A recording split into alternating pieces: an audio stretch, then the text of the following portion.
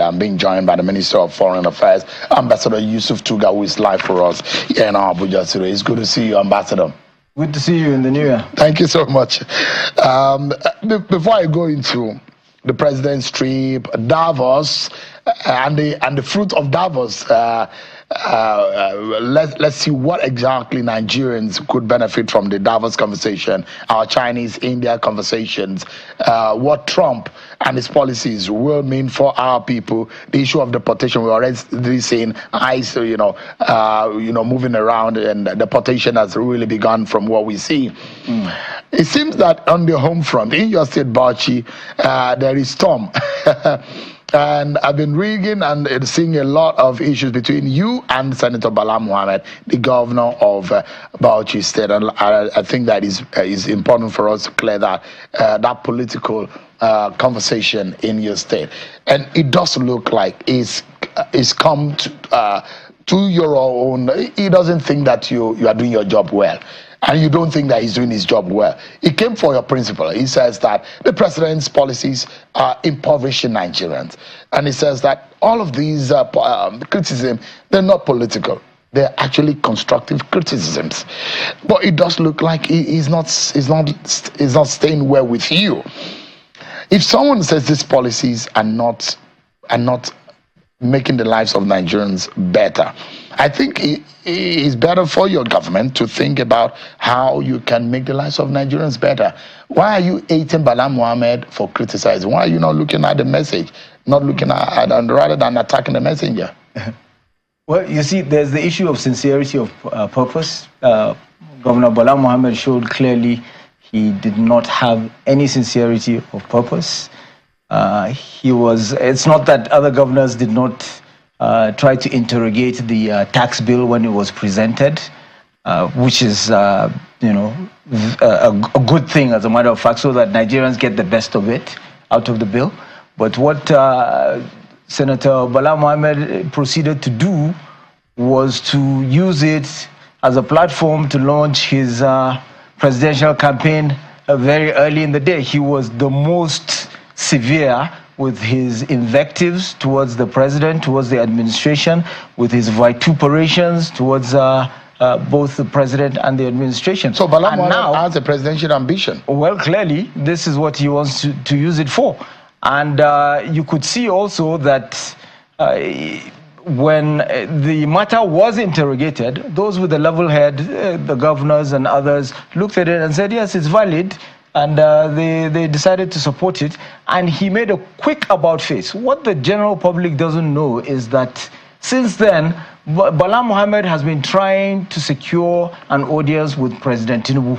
He was trying to use an event that was to hold in Bauchi, a Tijaniya Islamic event, where certain scholars from Senegal and other places had been invited to visit, to secure an appointment to meet with Mr. President, to use it as a photo op, and to plead behind the scenes.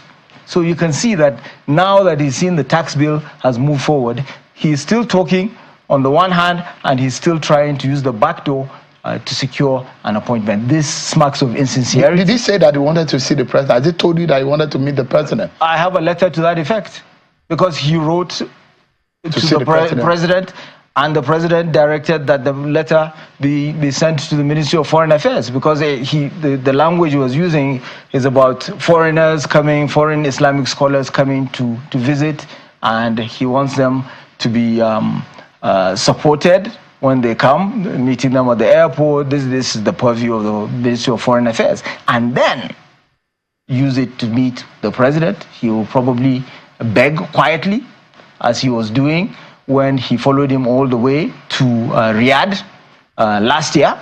And when probably he didn't get what he wanted, he decided, okay, that was the time to use this tax reform bill to launch my career. Meanwhile, he's busy doing serious damage to Bauchi State.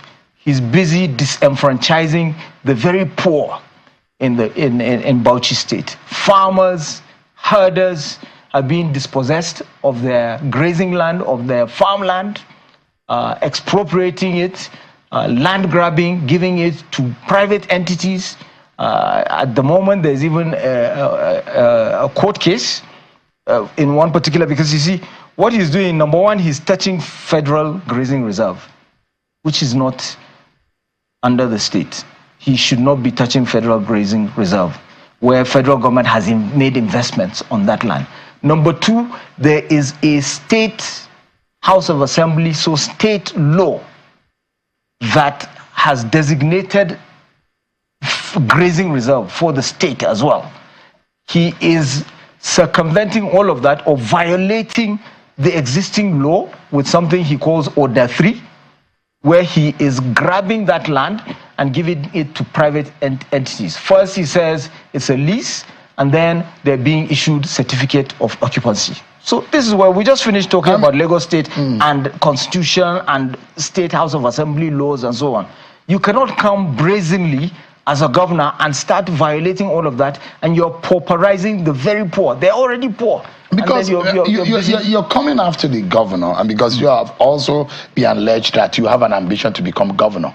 And these are some of the reasons why you are saying all these things. And you are being pained that is a voice of the opposition criticizing your principal about alleged bad policies and policies that are affecting negatively the Nigerian people. And this is really wounding, because he's on the home front. You are from Bauchi, and people are asking you, politically speaking, it's affecting your base in Bauchi, and that's why you're not happy, Minister.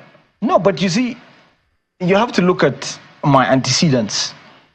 I did not run in 2019 for governor. I ran for governor as far back as 2011. But you're still interested in becoming governor? No, not necessarily, no. But you, that is not is it a foregone case? That is not the issue. That is not the issue. That will be decided when the time comes. Okay? So that is because you were saying that Bala Mohammed wants to be president. They're saying that you also want to be governor. Well, that is even besides the point. I'm not doing this thing because of the issue of running for governor or not running for governor. The land, the first piece of land that he expropriated is from my hometown, from Udubo. The governor is defending the reasons. Federal grazing reserve. Yeah, the governor is defending the reasons why he made those policies. So, and he says it's for the interest of the people of Bauchi. Yeah, so if you're going to do it, go about it the right way. There is a procedure. There is an existing law. There's a state law. There are federal laws that guide this. And we have seen the effect of taking land from farmers, from herders. Do you have evidence of these land grabbing allegations, Minister? Oh, certainly. This is a case that is already in court, okay? This is something that is known. You know, please send your people out to Udubo, send them to Zindiwa to interview people. We have clips. And not only that, the environmental damage, the ecological damage that is being done by Governor Bala and his co-travelers, where they're cutting down trees and making charcoal out of it and selling it. Land that he sold to these people, or leased, who knows, for 300 billion naira. And this is not now just happening in Udubo, where my hometown, where I come from, which is why, I feel the need to speak about it. It's not just a matter of running for governor or not running for governor. Forget that. He is doing it also in other parts of the state. He is doing it even in his local government, Alkaleri. And what happens is, when the traditional ruler there does not comply, protests or objects to that, he removes the traditional ruler. Find out what has happened to the traditional ruler in Udubo, my hometown. Find out what is happening to the traditional ruler in Guana district. Find out also what he is doing with regards to the solid minerals. You know, Bauchi is right next to Plateau State. It has a lot of solid minerals. Companies being registered, land being expropriated, taken. These people are moved out. And then when you cut down those trees and make charcoal out of it and divert rivers, which is what he did in my own local government close to my hometown, then you have flooding. If you search the internet, you will see what happened. Everybody knows what happened in Bauchi State. It is a direct result of some of these activities. Flooding, people lose their lives, lose their properties, and he doesn't care. He doesn't care. It's so brazen because he has taken his FCT template, what he was doing as minister of the Federal Capital Territory here, land grabbing here, allocating plots and all of that, and he is using that template on an agrarian state, which is Bauchi State. You cannot do that. This is Federal Capital Territory. Senator, it's not an agrarian. Senator Bala Mohammed will say he is an example of good governance. How? He is really a template, and there are pictures of the projects, the commissioning, and some of the things that he does on the ground. So as far as you're concerned, you don't think that your governor is performing? No, it's not that I don't think. I know, and it's so brazen because he feels he has gotten away with what he did in Abuja. He can do the same thing in Bauchi. And these are people like Bala are people that have existed, subsisted throughout their lives. Opposition narratives, isn't it? These are not popular on the ground. Because Senator Bala Mohammed is a second-term governor. If he wasn't popular, he wouldn't have been re-elected. I can show you interviews of people, of Fulani farmers and herders complaining about this. So this is not something. Look at the chatter on the internet. Look at Facebook. So this is something that has been ongoing. It's not even, me starting this. No, it is something that has existed, but nobody is challenging him. I'm speaking on behalf of the voiceless. So you don't think there is good governance in Bauchi? Is that your position? There is. How can there be good governance in Bauchi when Bauchi has procurement laws? They domesticated the procurement law. There's the Public Procurement Act. Now, a lot of states domesticated that. He does not abide by that. There are laws passed by the State House of Assembly, guiding the allocation of land, grazing reserves. He is violating them brazenly. Now he has another scheme called RAMP, R-A-A-M-P, which is going to be a ramp to siphon funds away from the state. Now, what he has come under the guise of rural development, but in actual fact, what he's going to do is borrow heavily. So he's going to put the state further in debt, and the funds, which he himself admitted yesterday on BBC Hausa Service, the funds that he has gotten, that he is getting from the center, from the state's allocation, have been multiplied by President Tinubu. In fact, he admitted that what I said the state was getting is even more. Because what I was trying to do was I was trying to be just to him, so I did not include local government funds. But he's taking all of that. What is he doing with the thing, with the funds? Instead of him to develop the state, he's using such funds simply to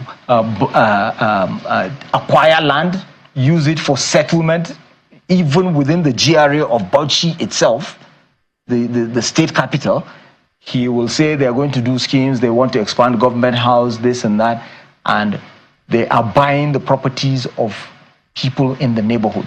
And they will compensate them, but within the compensation, they're siphoning funds. And then, of course, there's a trickle-down factor, because those that are working for him that see that, okay, this is what he's doing, they say, okay, we bought your house, you're not even allowed to take anything from it.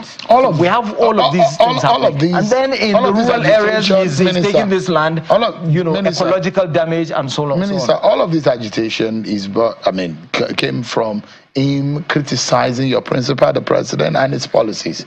He says it's constructive. It's not political. No, it did not. He's saying that let the president do right by the Nigerian people. He should bring out policies that will impact positively on the Nigerian people. But you are angry about that. He's done an about face. He's done an about face. Yesterday, listen to what he was saying on BBC Hausa Service.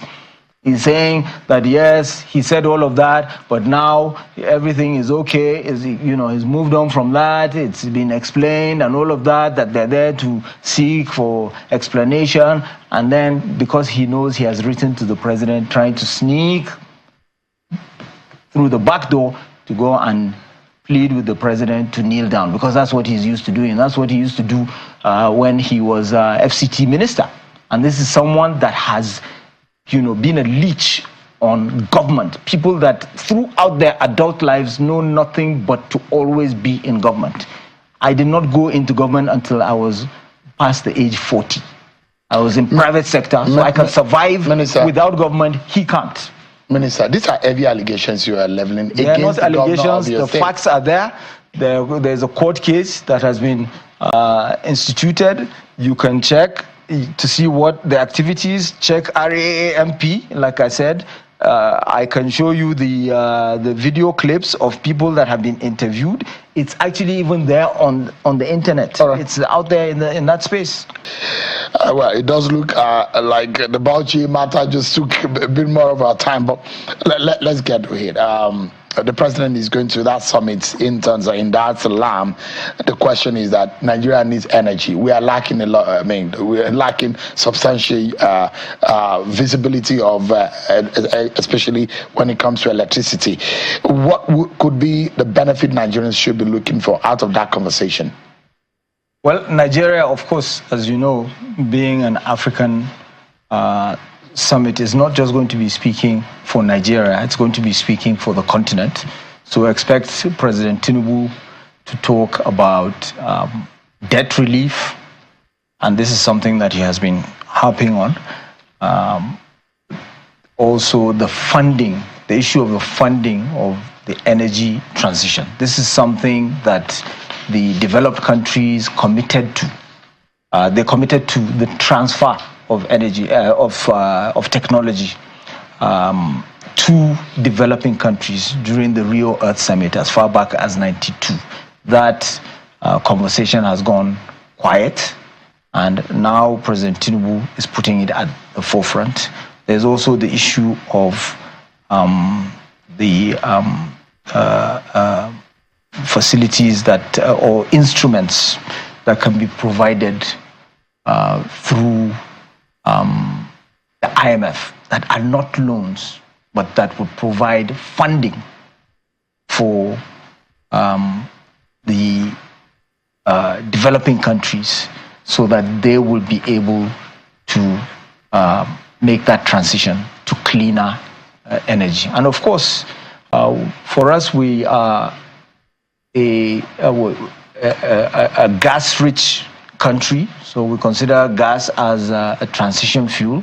We're looking to utilize it. We've got the Ajakuta, Abuja, Kaduna, Kano gas pipeline that is being constructed. Project has gone far. We've got OBOB Urban within, so we have quite a number of pipeline projects taking gas from the southeast or south to the west and other parts of the country. So these are some of the things that, but we will be championing the issue of debt relief and how to fund the energy. And importantly, is the World Bank getting interested in the conversation of debt relief? Absolutely. So you've got the special drawing rights, okay, with the IMF, and those special drawing rights are not a debt, it's not a loan. So it's really a facility that's provided, similar to what was provided to countries during COVID.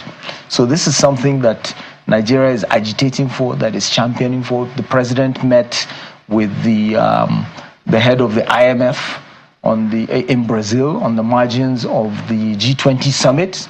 This is one of the things that he brought up, and it's something that he's doing, speaking up on behalf of the entire continent. Importantly, we have the African Atlantic gas pipeline that is to deliver Nigerian gas all the way to Morocco. This is something that has become increasingly attractive because we have, the ECOWAS has adopted it, okay, because it's the ECOWAS, the literal states, the countries, ECOWAS countries along the coast of West Africa, all the way to Morocco. So each country gets to benefit. And those that in the future will become producers of gas as well, like Senegal has made a discovery, will also join that gas pipeline. And then you've got the Maghreb gas pipeline that delivers gas from Morocco to Europe. So it positions Nigeria as an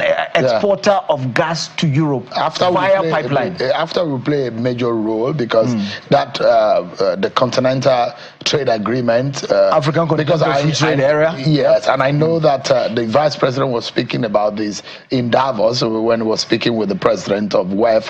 Absolutely. But a bigger picture here. Obasanjo did it in his administration, debt forgiveness. Yeah. Nigeria's foreign debt is standing at over $4 billion as we speak. Is the president seeking specific debt forgiveness? Not just for Nigeria, but the entire continent. But we're more concerned. I mean, I'm thinking like Donald Trump right now. Let's think first and foremost about Nigeria. We have over $4 billion of foreign debt. Yeah, but compared to that, compare that to the Obasanjo era when the debt was over the $30 billion. If you remember, it was 30-something billion dollars. And they forgave, I think, $23 billion. So really, when it comes to the issue of our debt, I'm not a financial expert, but I would say that our domestic debt is even more than the foreign debt. So that is not. But so the president is not seeking specific debt forgiveness. So even if we seek for specific forgiveness, it would be particular debts, not the entire debt of Nigeria, because Nigeria is not considered to be a poor country. It's not a least developed country. So those that you're talking to saying you should forgive the debt, we'll look at that. The DMO, Minister, the DMO is warning that our debt is rising astronomically. And under this government, more borrowings are going on.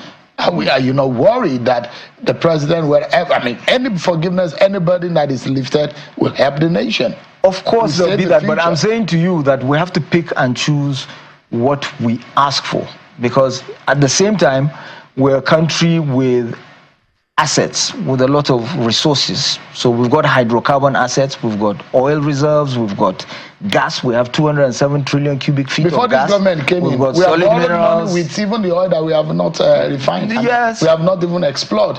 So we have futuristic debts that we are paying with our resources in the future. We do, but when you look at our debt to GDP ratio and all of these other indices, we are not considered to be a high-risk country or Let me ask you, a danger. Minister, there are those who believe, and alone this year, the president has traveled a minimum of 2-3 countries. And there are those, and he stayed, it's just the 26th day of January, he stayed at least 10 or more days outside of this country. There are those who think that the president is traveling too much. He needed to stay in the country and pay attention to the worries of Nigeria rather than those foreign meetings, which he could ask VP Shetima to do more of that. Are you worried that Nigerians are agitated that the president is traveling too much? I don't think that is a fair assessment because, number one, I've said this before, I think I said it on your show, the administration is new, the president is still new. He was sworn in 2023. It'll be 2 years in the next 3-4 months. So in global terms, he's still a new president. He needs to interact with his colleagues, fellow heads of state, to be able to establish relationships, and you can see the fruits of these trips. And those couldn't be done virtually. You can't. Can Nigeria really afford all these foreign travels? You cannot. It costs a lot to travel, though, isn't it, Minister? But look at the benefits. So you travel once and you get $2 billion of investment, like he did to Brazil, the Batista brothers, where other countries are chasing after them. And President Tinubu was able to secure that, to invest in developing livestock in Nigeria. They're the largest player in that sector, slaughtering, 50 million chicken every day. 8-point-something million cows. And if you look at the Brazilian cows that are 500 kg compared to ours that are 250 kg, which will in turn also solve some of our farmer herder disputes, because you're also attracting these people to come not only to help you develop your livestock, but they're also coming to invest in producing feed. Soybeans. Look at what Brazil did with the Cerrado, the savanna, which was considered barren land because it had too much. It was too acidic, and then limestone was applied, and then it turned into one of the most prolific producers of soybeans in the world. This is what we're doing. So if you goes to China, the same thing. You can see some. So it's justified. These travels are justified. Absolutely. Yeah. In fact, I would venture to say we're not traveling enough. We should do more. At the expense of Nigerians. We should do more. No, it's expensive to travel. No, Nigerians don't. Nigeria does not have the money, Minister. Nigeria has the money. How much does traveling cost compared to the benefits, and how much does it cost really when you're comparing it to some of the things that the president has already addressed? How much were we wasting on subsidy, on fuel subsidy, on electricity subsidy, on all these subsidies? We were subsidizing consumption instead of subsidizing production and subsidizing the real sectors of the economy. So even from those savings that the administration has made today, traveling is justified. Minister, I have two very crucial questions, but I have 60 seconds only to end the program. Professor Bolaji Akinyemi said Nigeria should not be a partner in BRICS. Nigeria should be a permanent member. Well, he is someone that I hold in very high esteem. He's not the chairman of NIA? Yes, he's and I think coming into the NIA as chairman would help him also see some of the issues, because sometimes when you're a bit removed from the realities of and the daily affairs as they unfold, you can make. So we are not seeking membership. We are a partner. We're a BRICS partner. We're not ruling out membership, of course, down the line. But it has to be. You have to look at the temporal considerations. You have to do things at the right time. And President Tinubu has shown that he is good at making the call at the right time. So we are in the same category as Saudi Arabia. And at the moment, you have President Trump in America. You don't know what he's going to do with the BRICS members. That's my final.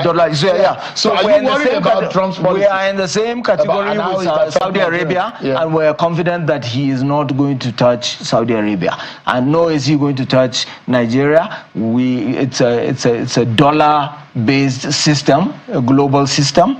And America's concern would be whether BRICS is positioning itself as a rival or removing itself. And there are things we're doing bilaterally with America, same way that there are things we're doing bilaterally with China, with Brazil, with India, and so forth. Minister, that is why for now, this is the best position for us.